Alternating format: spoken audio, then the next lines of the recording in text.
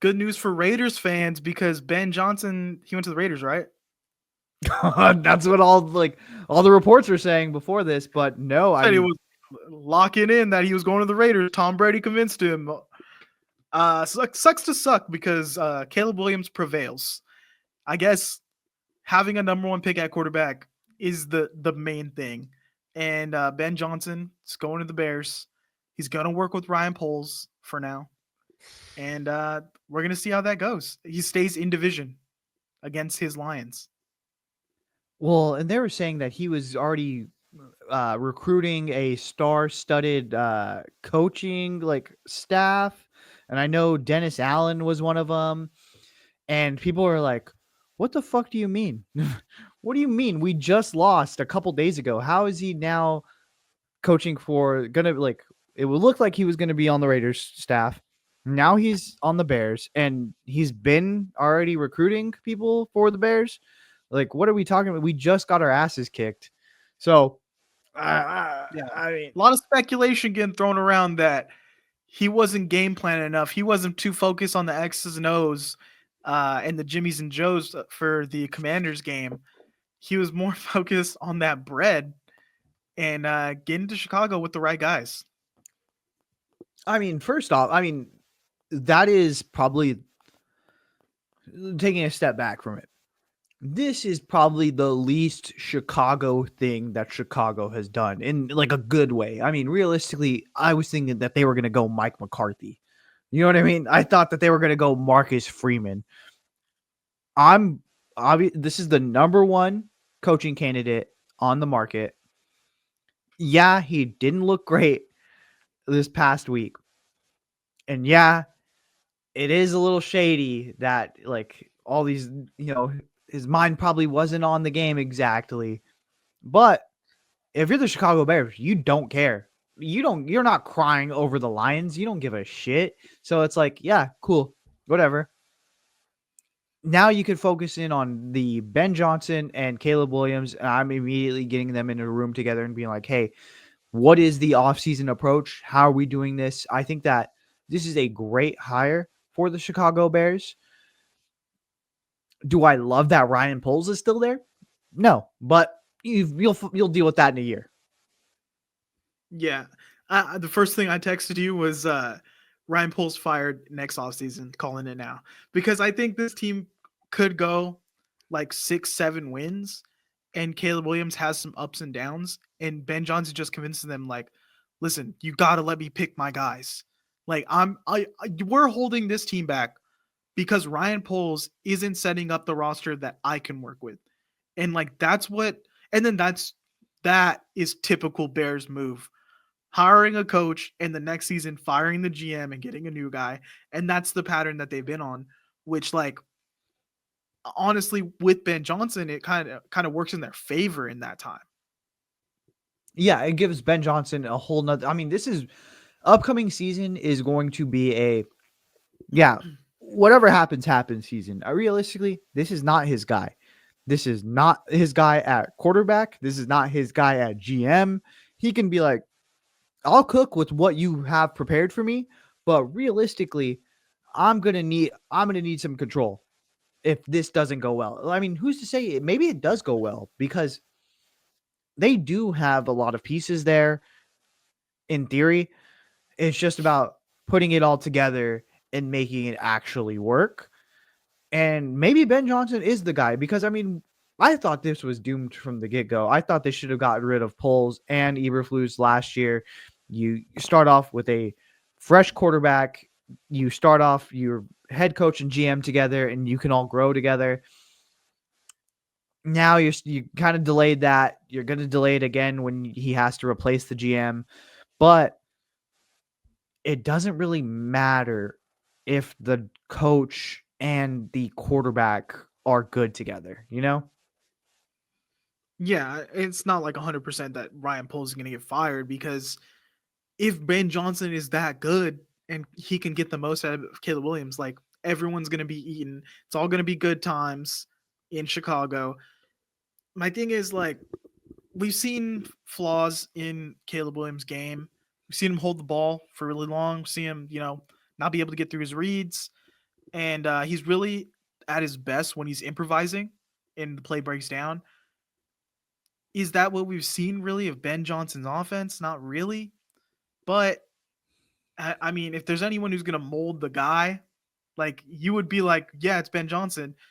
And if Caleb Williams turns out in 2 years not to be the guy, like Ben Johnson's just gonna he's I think Ben Johnson's outlives Caleb Williams there, and they just pick another guy that's perfect, tailor made for Ben Johnson. I seen one thing. It was I think I sent it to you, the little sass meme where it's getting drafted, and it's like Roma Dunze finding out he has to throw 7 touchdowns a year. He's Oh, definitely the Jameson Williams of this offense. Like wasn't he mad that he wasn't getting his dad was like tweeting that, oh well, Roma Dunze would have 100 catches on another team. He's his open every play. his dad had the all 22 and was following Rome and was showing when he was open, and that was in like week 2. Like, bro, this was fucking early on. I don't think the locker room likes Caleb Williams, if I'm gonna be completely honest. I But don't think they do. now you have a guy coming in that is realistically, the rest of the locker room knows it's gonna be the Caleb Williams show. Like, we have to do this because we brought in this head coach to specifically make him look good. So it's either you fucking fall in line or you get out. And you're going to see a major shift in it because they didn't have that buy-in. Realistically, with Eberflus, they were kind of walking all over him. He was like, that's not my side of the ball. I'm a defensive guy. But with Ben Johnson stepping in, and he is going to be right in there with Caleb Williams, in the foxhole with Caleb Williams, anyone who says that they don't want to play with him or talks bad about him, they're going to be out of there. No, yeah, and I almost want to say that like maybe you do kind of not clean house, but maybe you get rid of some of these guys because oh yeah, people were like, oh, he's gonna have Keenan Allen and DJ Moore still there and Roma Dunze. Like, yeah, they did not respect Caleb Williams. DJ Moore fucking hated Caleb Williams. So like allegedly, let's just trade him. Allegedly. Let's get him out of here and like are we really gonna be like, okay, Dan Campbell was like the heartbeat of that Lions team. I'm sure Ben Johnson did connect with all the guys, but Dan Campbell was the vocal leader and like the alpha of the group.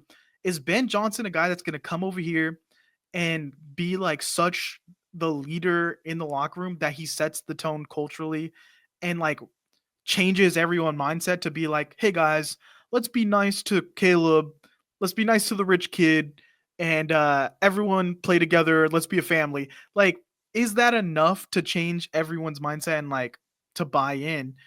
And I think that's the question for me with Ben Johnson is like he's a guy that was like, I don't want the spotlight. I don't know if I feel comfortable being like the guy that like your lifestyle changes and now I'm the head coach and all eyes are on me, the pressure's on me. He was kind of like not wanting to get into that lifestyle so much.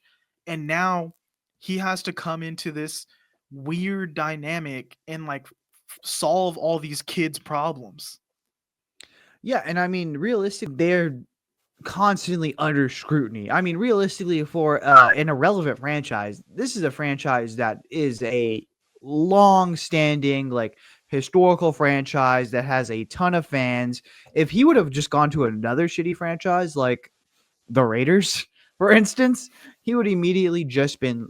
It would have been love. It would have been all love. I mean, realistically, I think he could have had 3-4 years before he even got on the hot seat. If he comes out and has a bad like first 6 games, these dumbass Chicago fans are gonna be like, "Why we got the wrong guy? I knew we should have hired Mike McCarthy." Like, you know what I mean? Like, I think that he's gonna be under so much scrutiny in Chicago. For I'm what? I don't not. know. They're all losers. I'm not gonna like shit on the Chicago fans, but I will say 2 years ago when they had Justin Fields, the Chicago fans were like, we can win the Super Bowl this year. Like that's how kind of delusional the Chicago fans are. And like this year, they were thinking we're shooing for the playoffs. Like this team is built, this team is set up. And then once they started losing, they were like, "Well, you gave them a bad roster." Like Obviously, Yeah. you set this team up for failure, and so that's kind of what you're dealing with the Chicago fan base here. And yeah, a lot of I think the thing is like a lot of NFL fans around the league don't like Caleb Williams for some reason. I think they can say like I respect him because his talent level, but he just comes off and like this is maybe my personal view. Like I have no problem with him, but he just comes off as an unlikable guy. Like he's like the Drake of the NFL. Like he feels so out of touch already before he's even became to like Drake's level. He came in negotiating saying he wanted part ownership of a team in before he was drafted. And so that's what I'm saying like you have to make everyone love the rich kid. Like the out of touch kid. You got to get them to all play together. And like that's going to be such a challenge for Ben Johnson. It's a tough spot, but I mean, in the famous words of Don Draper, I mean, that's what the money's for, realistically. You know what I mean? No one's going to tell you thank you. No one's going to be like, oh, like, great. If they go out there and they have a losing season, hey, that's what the money's for. We're paying you to get us better and not us as a team, specifically Caleb Williams. So, like, do whatever you can to fix this problem. We drafted this problem for you. Now you go out there and fix it. And so it's just one of those things like, that's going to be the real job. I mean, realistically, the defense could play lights out, but ultimately it's going to come down to can Caleb Williams ball or not.